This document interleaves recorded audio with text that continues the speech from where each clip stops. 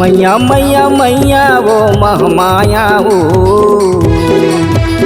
मैया मैया मैया वो महमाया वो आदि शक्ति भवानी दुर्गा अवतार लिए माँ।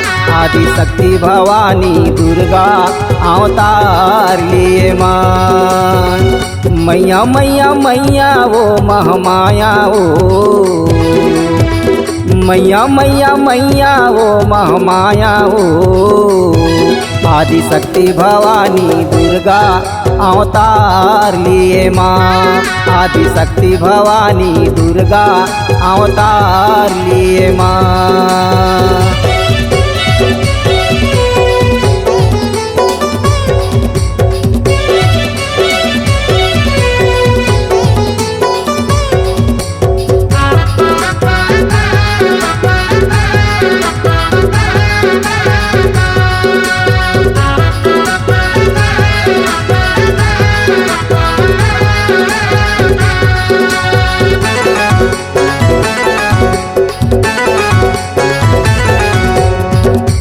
देवय चक्र सुदर्शन शंकर देवय त्रिशूले वरुण देवय दिव्य शंखला काल देवय तलवारी।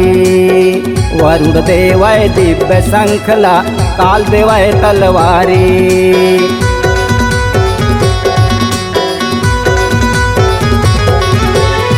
विष्णु देवय चक्र सुदर्शन शंकर देवय त्रिशूले वरुण देवय दिव्य शंखला काल देवय तलवारी। वरुण देवय दिव्य शंखला काल देवय तलवारी। ब्रह्मदेवय दंडक मंडल ब्रह्मदेवय दंडक मंडल पवन देवय धनुष बाणे। आदि शक्ति भवानी दुर्गा अवतार लिए माँ। आदि शक्ति भवानी दुर्गा अवतार लिए माँ।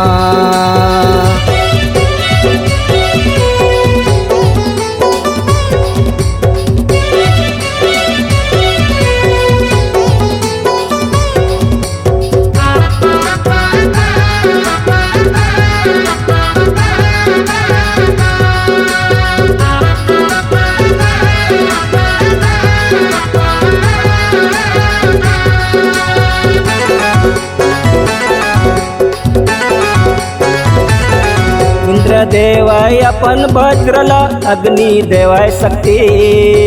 यमराज देवय यम फांसला प्रजापति देवय रुद्रा।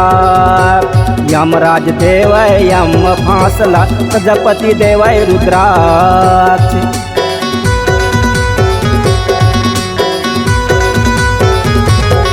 इंद्र देवय अपन वज्रला अग्नि देवय शक्ति।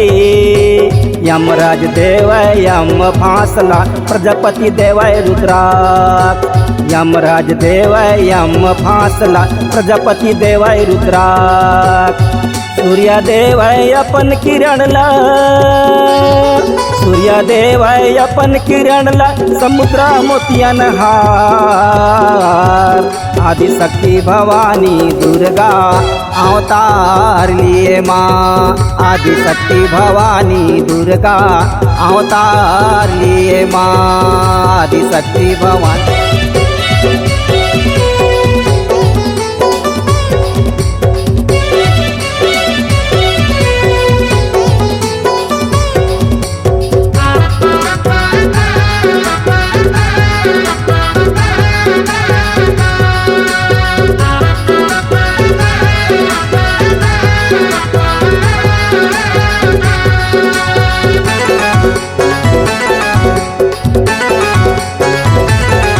विश्वकर्मा देवय निर्मल फरसा हिमवान निर्मित सिंह। चंद्रमा देवय अपन भुजाला कुबेर भरा कटोरा।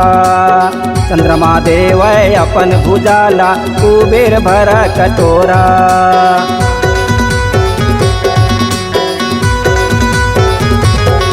विश्वकर्मा देवय निर्मल फरसा हिमवान निर्मित सिंह। चंद्रमा देव अपन भुजाला कुबेर भर कटोरा चंद्रमा देव अपन भुजाला कुबेर भर कटोरा शेषनाग देव नांग हारला शेषनाग देव नांग हारला हनुमान देव गदा